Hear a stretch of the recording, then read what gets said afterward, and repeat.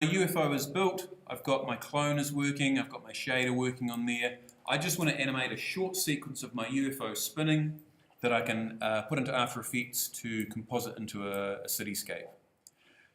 Now what I want to do to make it easy to animate my UFO is just group all the objects that make up the UFO. So I'm going to select a whole bunch of them and just go Option G on my keyboard, which creates a group, and there's all my objects inside the group. I'm going to rename this group just by double clicking on it, and I'm going to call it UFO Master. So that's the thing I'm going to animate. Now to keep this quick and easy, I'm going to animate my UFO spinning over 2 seconds. So 2 seconds is 50 frames, that will render nice and quick. So what I'm going to do is I'm going to select my UFO master, I'm going to make sure I'm at frame 0. I'm going to go into its coordinates tab. So this is the position, scale and rotation. Now Cinema 4D defaults to this HPB rotation, which stands for heading, pitch and bearing. I always get confused by that, so I change the rotation to XYZ because I understand XYZ. And I know that the Y-axis is the vertical one, so if I animate the Y-axis, I should get a spinning motion. So what I'm going to do over 50 frames is I'm going to animate my UFO spinning around 360 degrees, so one full circle. So I've got my UFO master selected, I'm at frame 0, I've got XYZ rotation for my rotation rather than HPB, and I want to rotate around the Y-axis and set a keyframe. So I'm going to set a keyframe by clicking on the little button next to Y. Now we could use the key button down here.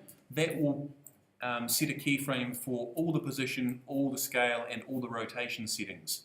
I don't actually need to do that. I'm just going to animate it around the Y-axis for now.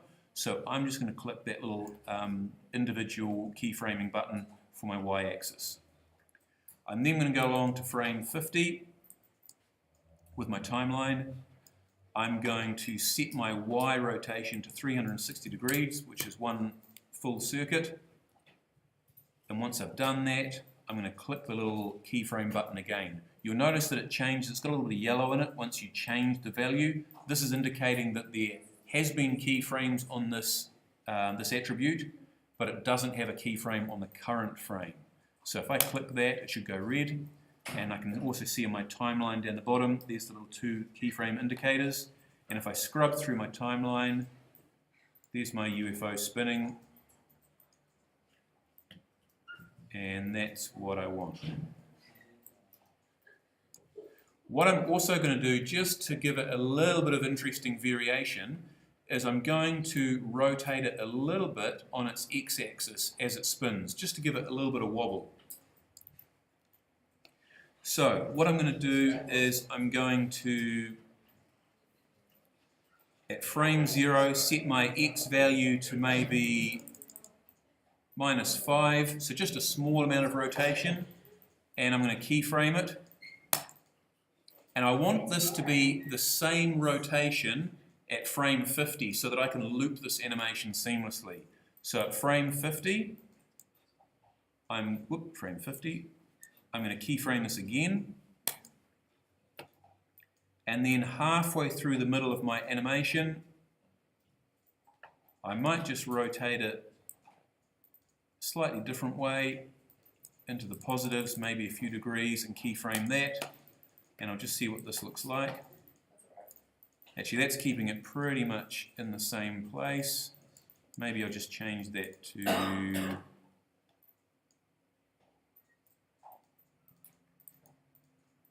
maybe -7.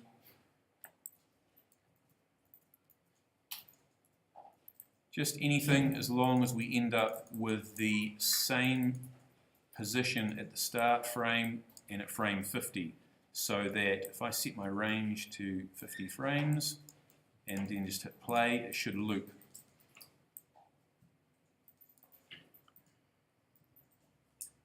Okay, now this is looping, but you can see that it kind of speeds up and then it slows down and stops. I want it to just spin continuously without this kind of pause at the start and the end. The reason that it's pausing is that Cinema 4D is automatically easing the rotation. So it slowly starts, it continues, and then it slows down again. I actually don't want the easing. Normally we do want easing because it's one of the principles of animation and it's a great thing to have. But in this situation, I don't want the easing on that rotation. I just want it to spin constantly. So the way that I can adjust that is make sure I've got my UFO master selected, go to my window menu, and I'm going to go to the timeline F-curve under my window menu. This controls my in-between animation, in between my keyframes. And I can see here, it should open to the UFO's keyframed attributes. And I can see if I open the little plus sign next to the name, I've got keyframes on the X rotation, and I've got keyframes on the Y rotation. The Y rotation is automatically eased. I don't want that, so I'm just going to make sure I've got my keyframes selected, and I can hit the linear button, which will create no easing. And now if I play this, now I've got a nicely smoothing, looping animation of my easing.